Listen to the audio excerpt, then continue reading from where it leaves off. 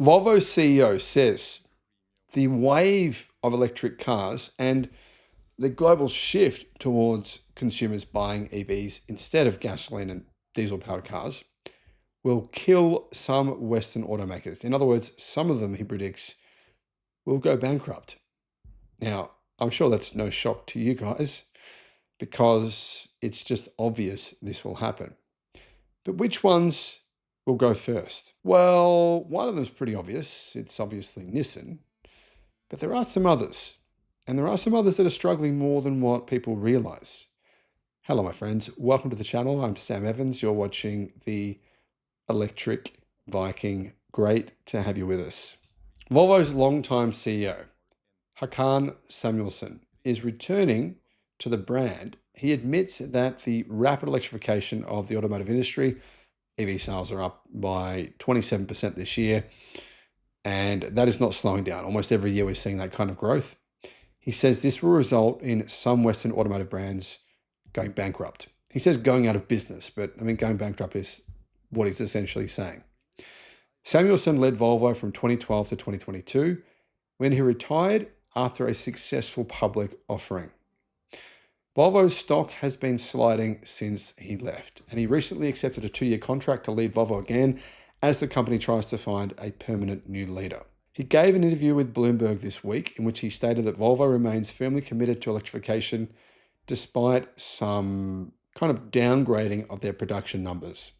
Samuelsson didn't mince his words. He says that the EV transition is difficult on the industry. It's causing massive challenges for automakers.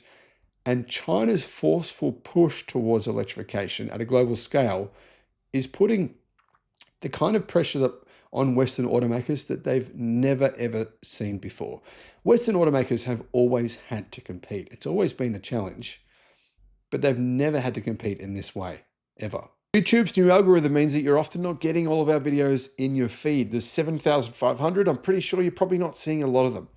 In the description, there is a link to our newsletter. Click on that and you can get an update every day of all the latest news in the electric car industry. He believes the industry will be fully electric in 10 years. Some brands won't survive the transition. 10 years, most of the world will be fully electric, he's saying. Interesting to hear that prediction, isn't it? The industry will be electric. There's no turning back. It may take a bit longer in some regions, but the direction is very clear. In about 10 years, cars will all be electric and they will be lower cost, which is kind of cool to see, isn't it? EVs will be cheaper probably in 10 years than what they are today. There will be new dominant players, exactly as Ford, General Motors, Toyota, and Volkswagen were in the old world. In the new world, there will be 2 or 3 very strong Chinese brands. Geely and BYD is probably going to be 2 of them. What do you guys think will be the other ones? That makes the room, he said, for the old ones tougher. So this will trigger a wave of restructuring, bankruptcies. Some companies will adapt to new circumstances and survive. Others will not. He didn't say which ones he thinks won't survive, but he says, well, he hopes Volvo will be one of them. Now, let's be honest, guys. There's been a lot of news lately about Polestar going bankrupt, about Volvo, but let's be real. They're basically owned by Geely. Yeah, and Geely sales this year have skyrocketed. They're the fastest growing large company in the world. They're growing much, much faster than BYD is. I'd say that Geely's happy to bankroll Volvo and Polestar if it needs to. It's a big part of the company's image. So, Volvo have that going for them. Plus, most of their cars are made in China. It's much cheaper. The CEO is encouraged by the connection with Geely, which has been making great progress in electrification and owns a majority stake in the company. The connection is causing Volvo, though, some issues. They've been threatened with a sales ban in the United States due to their Chinese ownership. So the Trump administration has threatened to ban Volvo from selling cars because they're owned by Geely. That's pretty wild. So what do you guys think? Who do you think will be likely to go bankrupt first? Now, I believe it's Nissan that will be first. So do all basically the statistics, the predictive and analytics tools, everything you look at says Nissan is next. And the chances of Nissan pulling off some miraculous recovery, almost zero. However, let's have a quick look at the actual numbers so you guys get some perspective here. Nissan, debt, 65 billion, rated at junk. So high interest rates on all that debt. Losses, sales down 40% from their 2017 peak. EV transition, late to the market, relying on Renault alliances. Now, the truth is, Nissan weren't late to the market if they had have stuck with it, but they didn't. They made a pretty good EV. In fact, it was great for its time. The Nissan Leaf was fantastic for when it came out, but then they took their foot off the pedal and didn't take it seriously. Bankruptcy odds are very, very high. 2, Stellantis. Now, ChatGPT says Stellantis has a very high chance of going bankrupt.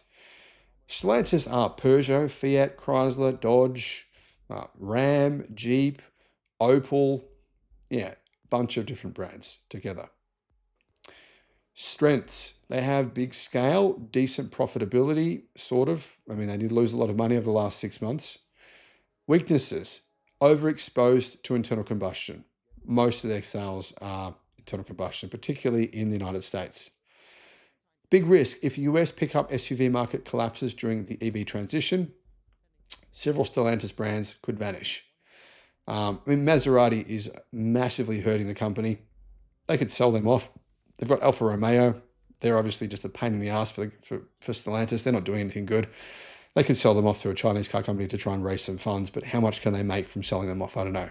Now, one company you might not have heard of that is really struggling more than Stellantis is Renault. They have $50 billion in debt. Their margins are razor thin. Most of their car sales are not EVs. Their sales are very weak outside of Europe. They have a heavy reliance on their alliance with Nissan. Nissan goes under. It's going to pull Renault down a little bit with them, probably. EV transition. Made some early EVs, but right now, most of their sales are not electric. Could they be bailed out by the French government? That is very possible. That could happen, but that's the only thing that I think will save Renault. Other brands that I would say are at significant risk. Mazda. Mazda lost I believe about 1.3 billion over the last 12 months because they say of tariffs in the United States. But that's not the only problem. Mazda don't sell that many cars worldwide. They're not a big automaker. And they are firmly committed to internal combustion. Mazda, under their current guise, will not exist in 10 years. There's zero chance of that happening. Something will happen. There'll be a takeover. The Mazda name, it's a good brand name, but the truth is there's no way known Mazda are in a financial position or really a logistical position to be able to adapt to the market. They're not interested in adapting. Mazda have zero interest in adapting. They said very recently their number one goal is to perfect the internal combustion engine. That's where the majority of their resources are going. And they don't have a whole lot of resources. So this disruption will hit Mazda hard. Subaru, same problem. Very, very similar problems. Niche appeal, limited EV roadmap, basically probably consolidation target. I'm going to guess that they'll be just consolidated into another Japanese car company, most likely. Most at-risk automakers, Mazda, Subaru, Nissan, Renault.